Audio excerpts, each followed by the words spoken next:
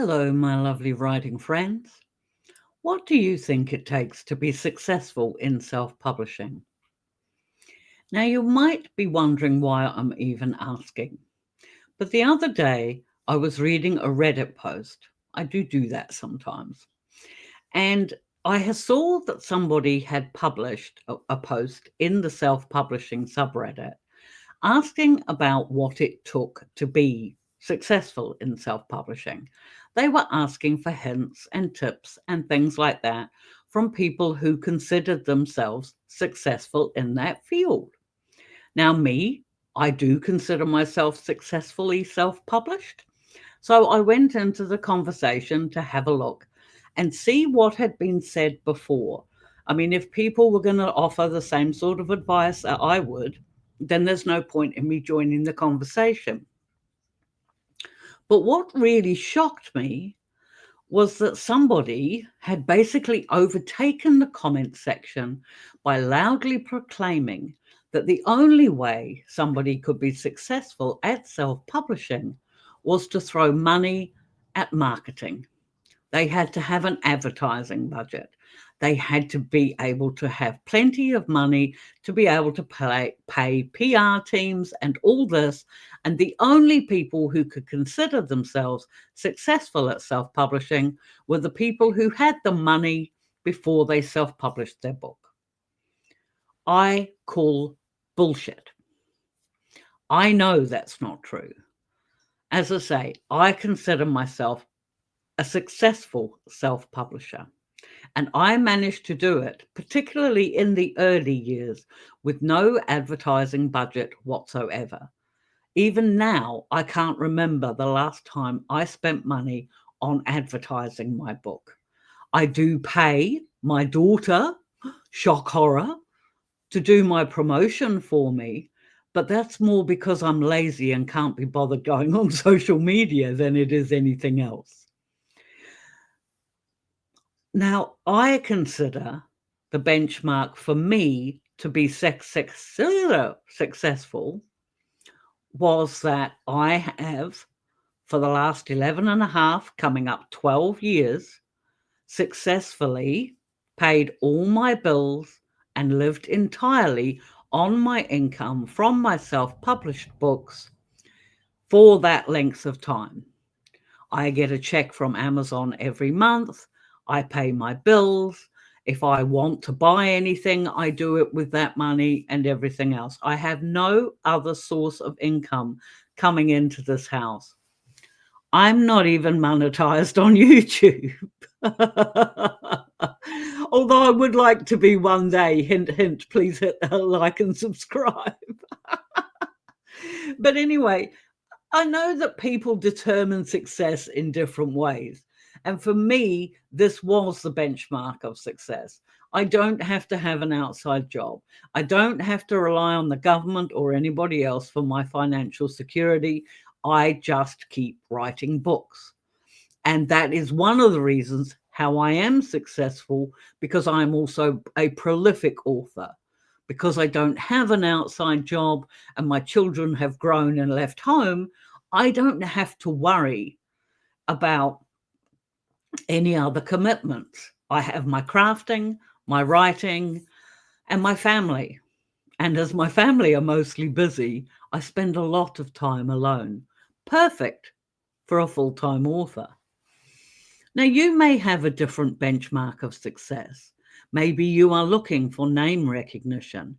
Maybe you are looking for those big, $1 million contracts or whatever else, or film deals, or whatever it is that people judge others as being successful by.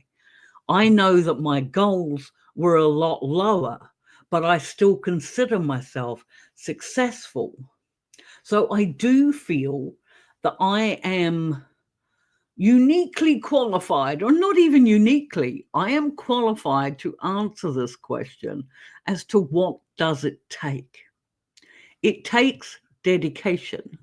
You have to want this. You have to want it enough to finish the books you're writing. You have to want it enough to overcome that vulnerability, that fear of actually putting your written work out into the world. And yes, you have to market. The commenter was right in that respect. But I have a whole playlist of videos that will explain to you how you can market for free. I know, particularly back in the first days when I first started writing, I had no budget. Did I have children at home then? I'm not sure. I might have had one or two. It's hard to remember. No, I didn't. That's right. It was just me and my husband. But I didn't have a budget for advertising or anything else. I just put the book out there, and I did my marketing through three free methods on social media, which I have explained heaps of times in other videos how I do this. So marketing is important, but it can be done for free. You do need to know your target reader. This is vitally important. And that applies when you're writing your book and also self-publishing your book. If you don't know your target reader, then you're not going to appeal, your book's not going to appeal to anybody. I write for probably, I think the bulk of, actually, I can't say. My target readers are like me. They enjoy my stories.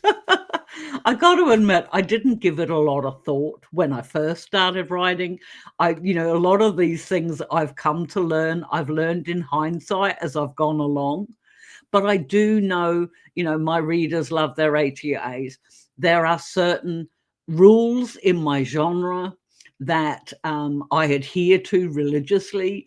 For example, if you're writing romance, it really doesn't do, it's not classified as an ATA if one of your main characters dies.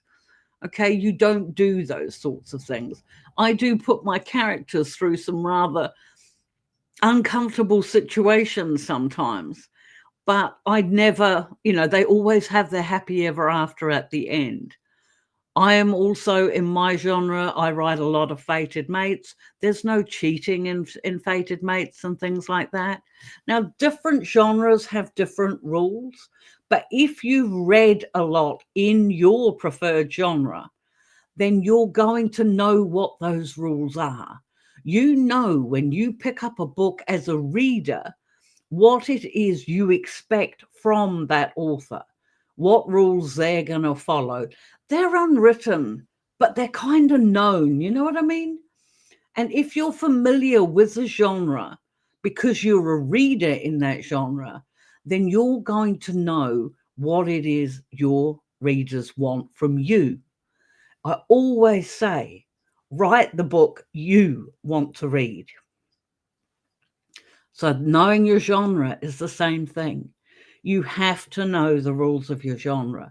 You have to be able to fit in your genre, particularly when it comes to being successful in self-publishing.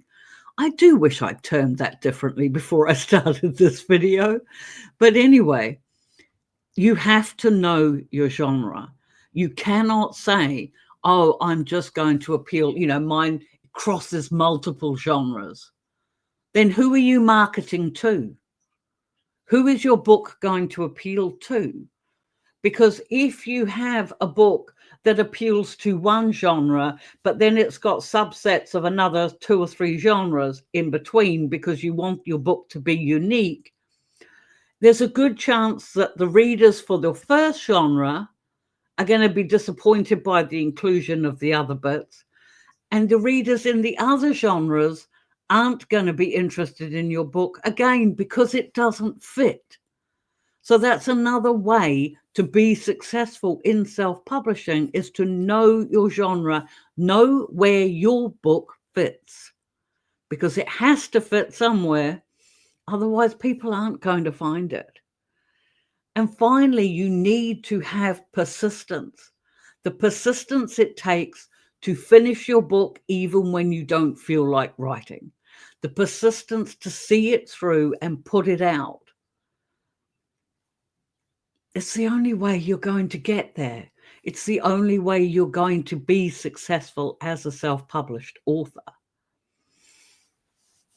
I do believe that if you don't adhere to the dedication, the marketing, knowing your target reader and knowing your genre and having that persistence, you won't be successful. It doesn't matter how many advertising dollars you throw at your book. Your book has to fit into the world that it belongs in. And that is how you be successful. When somebody picks up a Lisa Oliver book, they know it's going to be MM. They know it's going to be a romance. I have branched off slightly and I don't strictly write Fated Mates anymore. I've also got an arranged marriage series with, I think, 7 books in that series now. But it's still the same thing. My characters are going to have issues. They're going to have to work for their relationship. But then when it comes to the end, it will be a happy ever after. I have built my brand on this. I have built my success on this. And that way, if I then turned around and wrote about something totally different, like went into dark romance or something else like that, I would lose so many of my audience because they know what to expect when they pick up one of my works. That's the sort of success that you want to. My audience might be small, but they are so loyal and they are so wonderfully supportive. And I can't do any of that, of what I do, without them. Recognizing that and remembering that is far more important in my mind than it is throwing money at an advertiser. Because 9 times out of 10, in my experience, when you throw away advertising dollars, well, I think gambling would be easier and probably just as successful. Anyway, my friends, what do you think? I have admit this video probably wasn't as instructional as I like for some of mine to be, or maybe not even quite motivational. But I do know I was very annoyed when I read the comments on that Reddit post. And there was a couple of, obviously published authors on there who were trying to balance the conversation. But there was a certain group of people there that were just determined that the only way you can be successful as a self-publisher was to have a huge marketing budget and throw it all at your book. And they weren't going to listen to anything else.